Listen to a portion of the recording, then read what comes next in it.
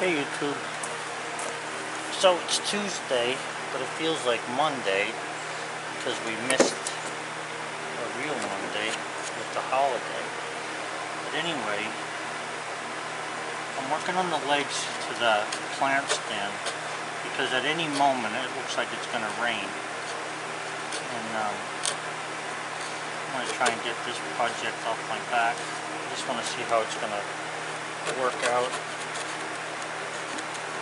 Now you can cut these grooves in here if you have a mind to with a router. I like doing it like this. I enjoy doing it. It gives me a chance to think. And it's just one of those things.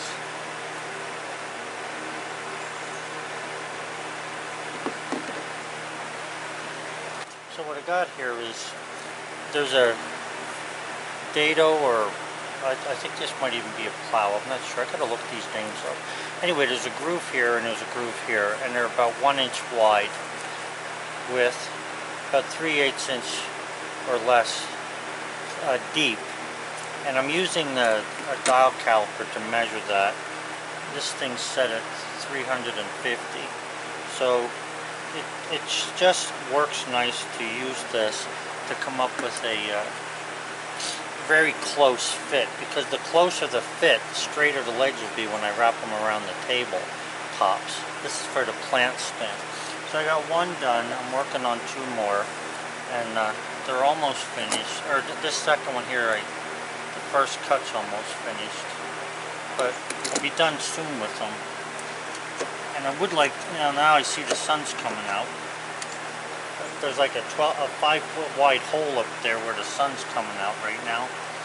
But what I'd like to do is get some more siding cut. But it's so muddy over there again. I'm gonna have to break down and buy some stone for the area where I do the cutting, because that wood chips isn't doing it. With the wood chips, all they do is get wet and mix with the mud, and then it takes longer for the mud to dry. And if you think about it, wood chips are used for mulch to hold moisture in somewhere, so the wood chips aren't really helping me now.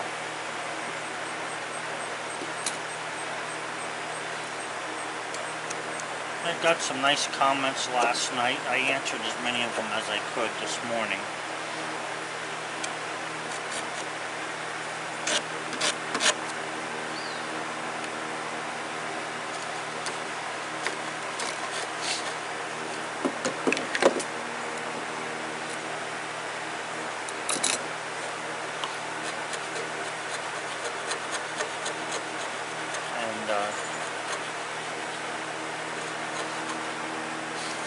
Got a fan behind you. That's if you hear it.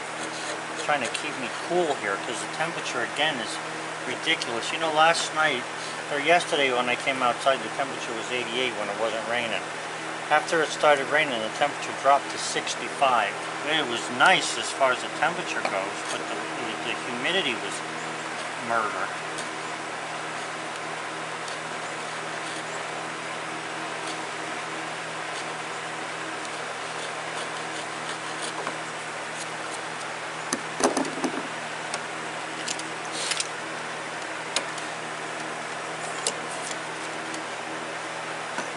I don't usually carry my computer thing with me, and I really don't like being hooked to anything except Bullseye's collar, which I don't like, but I figure if he has to have it, I'll be willing to wear it.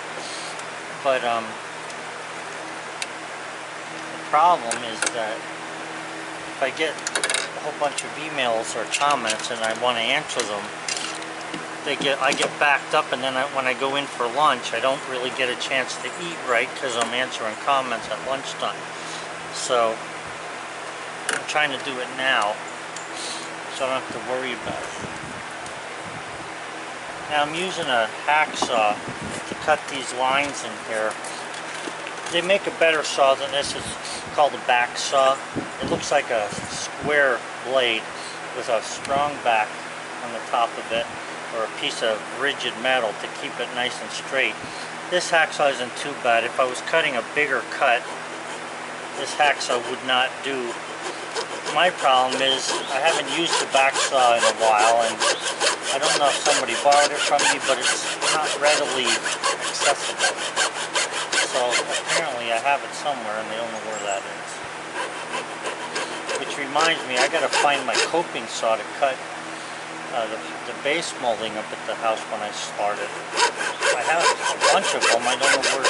I'm gonna have to make sure I have them, and then I have blades to be able to cut the cope joints for the base molding.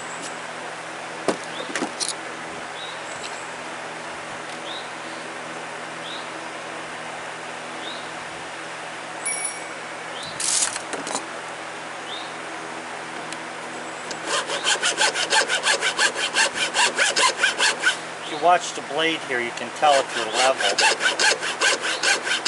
going through the cut.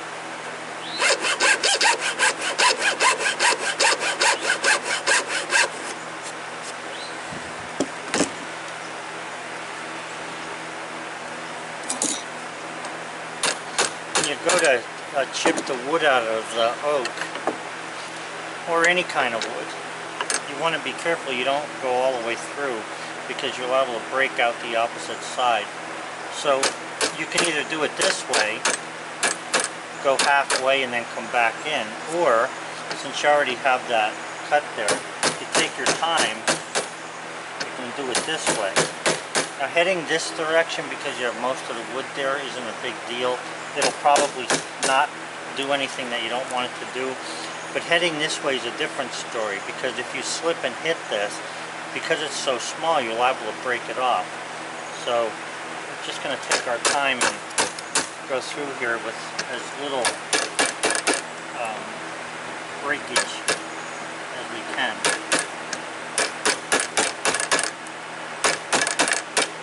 And also, when you're hammering the chisel, sometimes the chisel has a tendency to bounce. Like you can see that the wood was moving a little bit there.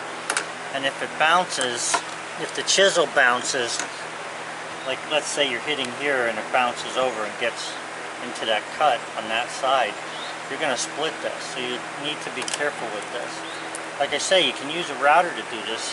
What I found with a router is the time it takes to set the router up with a guide, I can have this almost done by hand.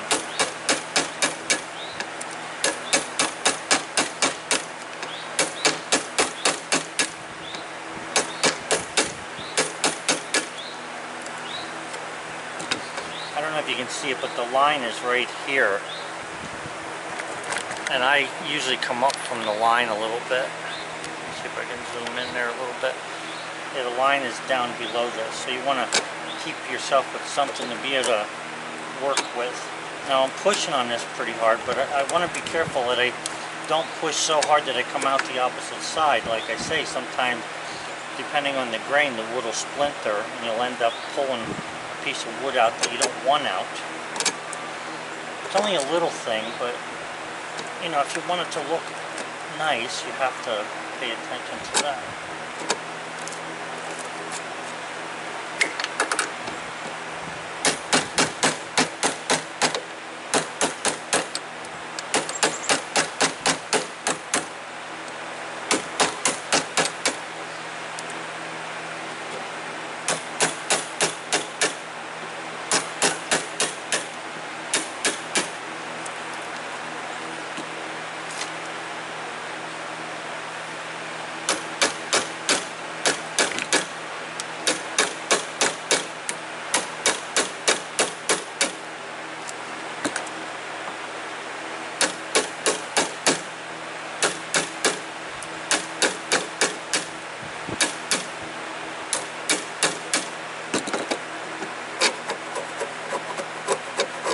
What I'm doing here is I'm looking on the sides where the hacksaw cut is, and I'm just going to take this down until that cut is no longer there, or I can just see a very little bit of it, and then what I'll do is measure that.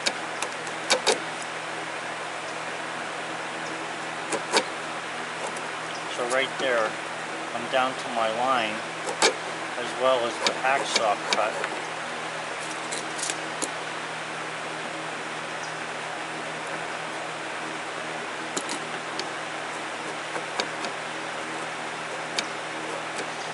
white oak, in case you're wondering.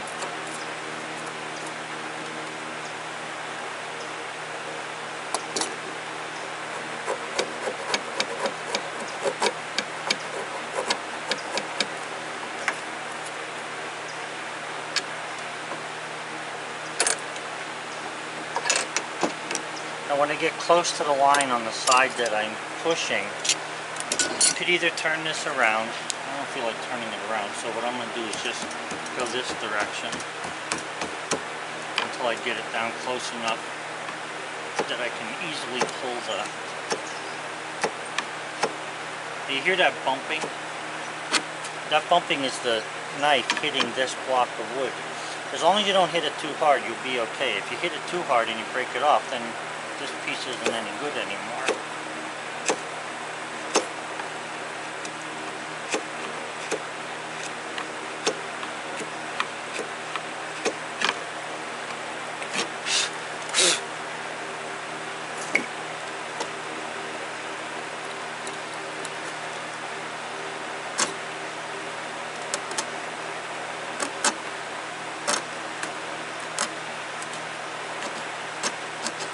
Pulling a chisel to you isn't the best thing to be doing, because if I miss, I could cut my arm. But I'm holding onto it, and I'm not just pushing this way. And the way my hands are flexed, it would be pretty hard for me to like right now, I cannot reach my arm with the chisel by the way I'm holding it. So that stops you from cutting yourself.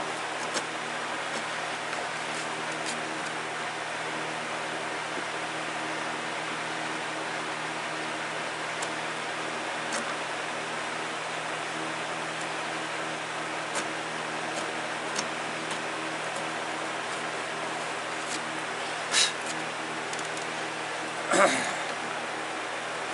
little bit more on that side and that'll be done.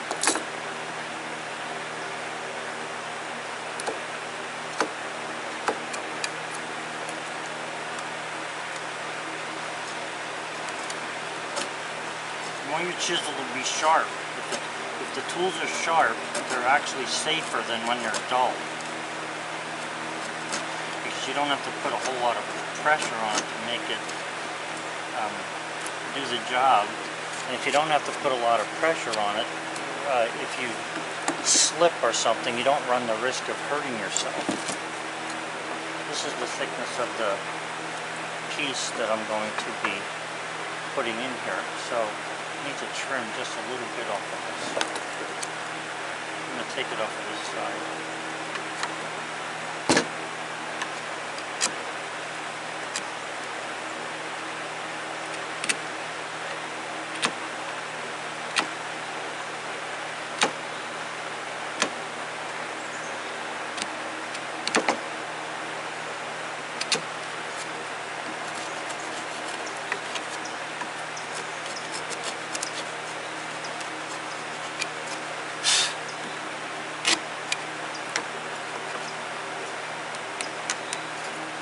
So that's tight, but that'll go in there.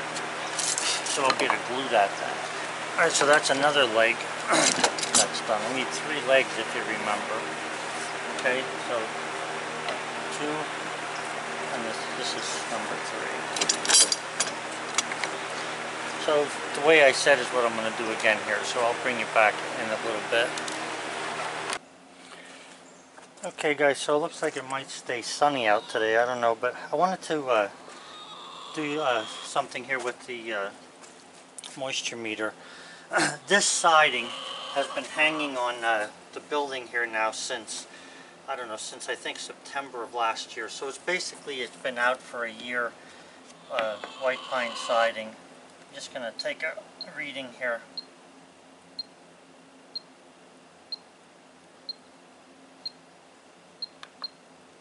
If you look,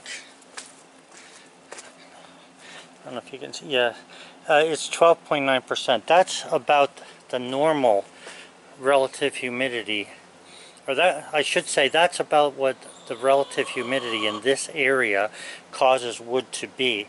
So, I mean, I checked it on the inside, it's the same thing on the inside of the building, not, you know, just to know whether the rain had anything to do with it, and apparently the rain's washing off of it rather than soaking in, which is good. Now, the reason I'm doing this is I want to see just how much moisture I'm getting out of the wood that was fresh cut. Now this siding, I just cut this siding the other day, and the thing with it is the tree that I cut it out of, excuse me, the tree I cut it out of is probably, I don't know, a year, or not a year, a month since I cut it. So what we're going to do here is we're going to check this and see where it stands. Now I'm expecting it to be pretty high, and it is. Now if you see, it's at 30% moisture content.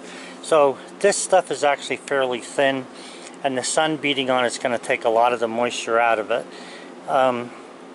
I'm not afraid to imagine that this would go down to probably 15% in a week or so, maybe even less if we had all sun. Just touching the top, you can see that it's 21% at the top. Now naturally the moisture is being pulled through this, but the sun's hitting it on the top, and it's probably pulling the moisture off the surface faster than it's pulling it through the rest of the wood. But eventually it'll come through there. So what I'm getting at here is that the previous reading over there on this siding at 15% means that I only need to get this down there, you know, to the 15% mark, and then I can nail it up, and it'll probably not shrink or swell much at all compared to what I'm actually needing. So, and with it being outside, it'll probably stay, you know, however I put it up, it'll most likely stay that way. Now the thing is I think that the problem with the siding, I'm going to try putting copper coat on this, because this is going to be low to the ground, and I'm going to be putting it on the front of my porch. And what I want to do is I want to make sure that it's not going to deteriorate. So what I'm going to do, because normally you would be a foot off the ground, but this is going to actually touch the ground. So I'm going to put copper coat on it, and then I'm going to stain it with a dark gray stain to match the siding on the house. Not a dark gray, but a solid color stain, I mean. Similar to the stain color that's on the building over here, but it's going to be solid. That's that's transparent there. Alright, so that's just a little bit of information about the siding, so that I can keep track of what's happening with it as I go. Alright, so these are white oak. This is a piece of white oak here. I only need about 10 inches worth of dowels to do this table. I really like when you can say this table is completely made out of white oak, or this table is made out of cherry. I don't like, you know, saying something and then it not being so. In other words, I don't want to have hickory dowels and, you know, white oak wood and then say this is all made out of white oak. I just don't feel that that's being truthful. But it doesn't really matter. I mean, you could use any kind of wood you want for the dowel.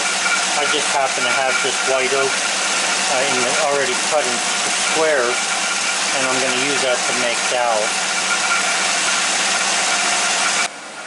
So what I've done here then is, with a Forstner bit, I've drilled down into the table there to be able to get ready to put the dowels in.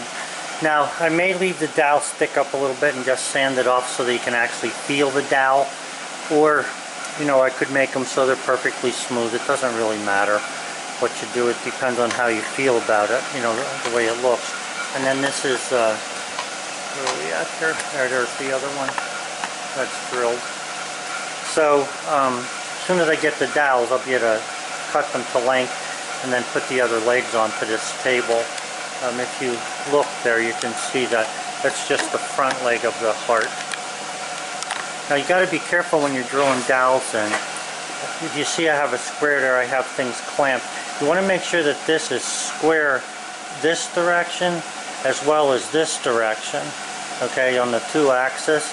Because if you don't, and you put the pin in and you drill the pin or drill the dowel, what happens is the dowel will make the leg go one way or the other. Even if it's a little bit, it's still not square, and then when you go to put the table together, one of the tops will not look flat.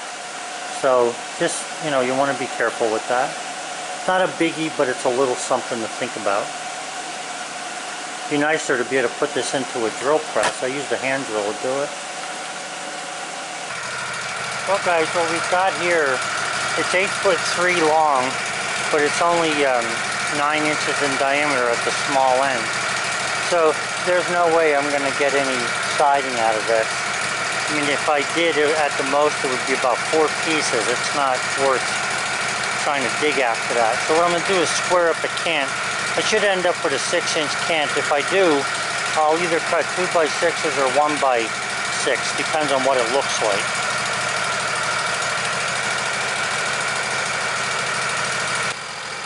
You know, small logs like this, back in the day, they wouldn't even bother with this stuff when America was young and the trees were all 4 foot in diameter. So, you know, we don't have that anymore. There's no old growth, as they call it, left. So we need to try and salvage things, and having the wood miser and having it being able to cut small pieces. I can get a 4x4 out of a 6-inch log, or 2 2x4s. So out of something like this, I won't get a lot of lumber, but I'll get lumber that I don't have to pay for.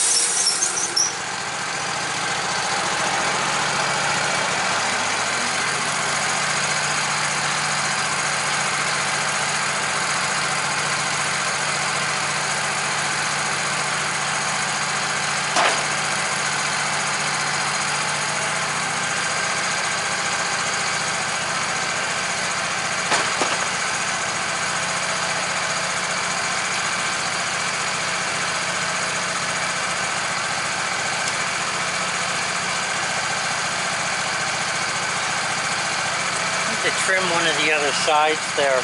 But you can see that top and the left side has given me a nice 6-inch cant. There's a little bit of wane here and there, but I'll lose that quick enough, and for framing lumber it'll be good. Not sure what I want to do with that yet. I'll probably cut it into 2x6s, but there's no knots in it or anything, so I got to keep looking at it. There's a lot of that blue stain though. If you look down at that far end, I don't know if you can see that, but there's blue stain, it's called. It's not going to hurt anything for framing lumber though. So I'm going to roll that now and see what I can take off to get to an exact cant. I think I got 6.5 inches on this side.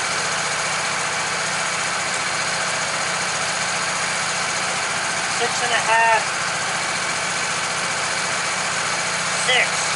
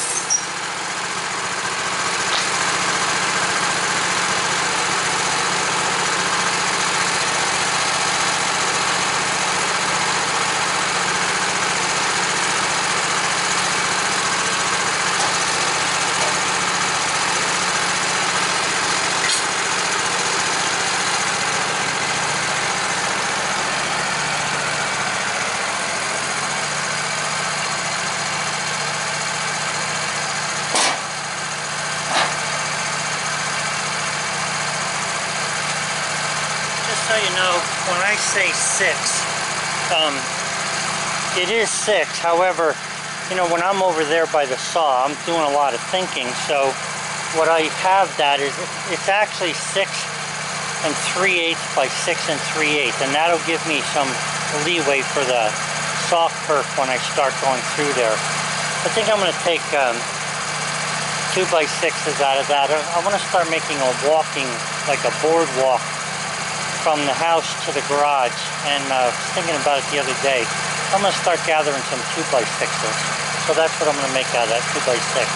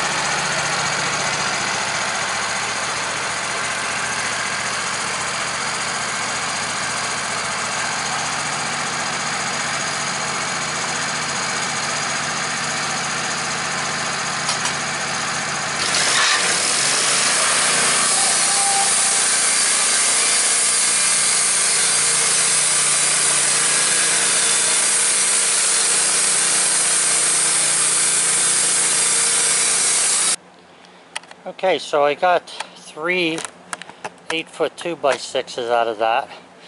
Not a lot of lumber, but did not have to go for it. Did not have to pay for gas. Did not have to go spending money to buy the actual wood. And you know, it's right here. So not bad for one little log like that. And there's a lot of them around that are that small. If you're willing to put the work in, you know, put the effort in, you can gather yourself a pretty nice pile of wood. So that's it for today, guys. Thanks for watching. Got a lot of other things to go to. I gotta clean this up here soon. That's the second log.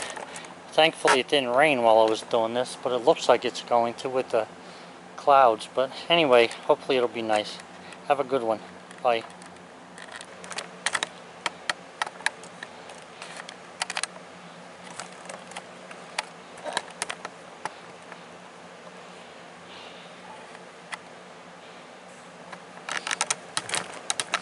The relative humidity in the in the kiln, keep mixing them up, in the kiln is around 40%, so it's going down pretty quick, which will be good for drying.